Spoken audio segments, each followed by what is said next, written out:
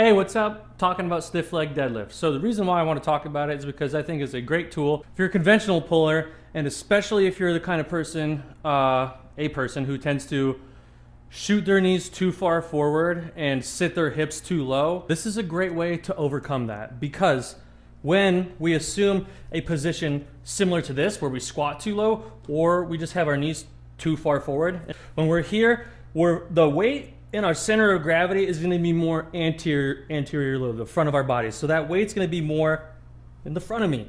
All right. What that's going to do is going to cause us to miss out on a lot of power and force production from our hips, because like there's a lot of muscle here. Okay, we can hold more weight in our hips. All right. It's think about if I'm trying to like pick something up on my tiptoes and my knees. Okay, that weight's going to be here. But if we can figure out how to master our hinge and load our hips properly, okay, and let our hips and our legs do the work, we can find our individual leverages better and apply that to our conventional, making us more powerful and stronger. What this comes down to is everything that happens before we descend to the bar, the descent to the bar, okay? Because if you think about bench and squat, you unrack it and you're already at the top of the lift. And then you have the eccentric, and then you have the concentric. Deadlift, it's only a concentric. So a lot of people kind of don't put as much effort into what happens before they start the lift, before the concentric, when in reality, it matters like so much more, especially in deadlift, because why? With a squat and a bench, you have the stretch reflex. You don't really theoretically have that because we're not loaded coming down, but you can make a conscious effort to activate, engage, load your musculature and create a sort of stretch reflex. So by engaging as simply as squeezing my ass and feeling my hamstrings, just being more conscious of it. So if I'm in this position, I'm squeezing my ass, my butt, I'm loading, I'm pushing into that. It's like I'm fighting myself.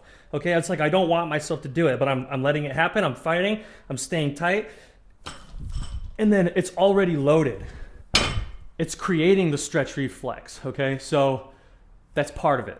The other part is hip position in general. So by being engaged before we descend, by creating that tension, by contracting our muscles, our glutes and our hams, by doing that, we're gonna be more conscious of it and we're gonna have more positional awareness. So there's a difference between coming down to the bar and then being here and then trying to get tight and then go, okay? Already my hips are too low because I'm not activated and I'm not conscious of it. So hips too low, common issue. Stiff leg deadlift plus being more conscious and activating, okay? And we only go as low as we need to. So with the stiff leg, my definition of a stiff leg deadlift, vertical shins. That's all that matters. I'm not actually stiff leg right now, okay? Not straight leg, vertical shins. So vertical shins, pushing back into that, okay? And I'm keeping my hips high. And it's just my legs and my hips that are doing the work, not my back, okay? It's gonna make you use less weight because you're having to hinge farther. You're putting a restriction on yourself. That's good because we're gonna do less weight. We're getting more accustomed to it. Most of this is just muscle memory, motor pattern stuff. So you do the stiff leg deadlift, you get comfortable, acclimated to engaging and activating your musculature before you descend, creating like an artificial stress shortening cycle, okay?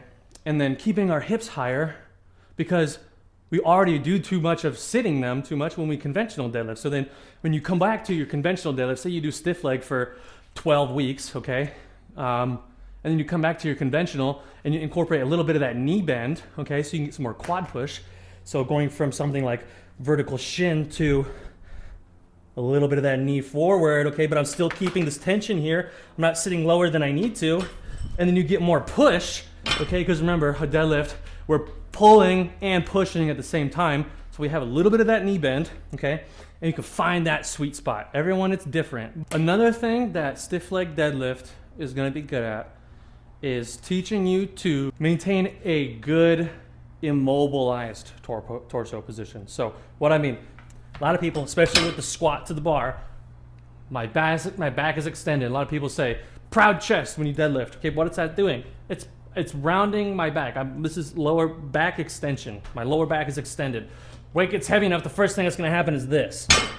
Waste of energy. So we train a good immobilized position, we brace, okay, and we keep it that way. So to do that, I have to look at the floor. I'm basically parallel to the floor, my torso, when I start.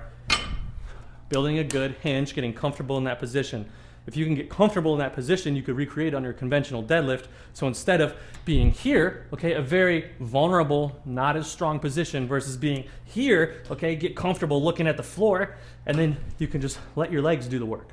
So we're reinforcing a strong, immobilized torso. So full circle, stiff leg deadlift, we're doing this to improve our hinge. Key points: keep the hips high.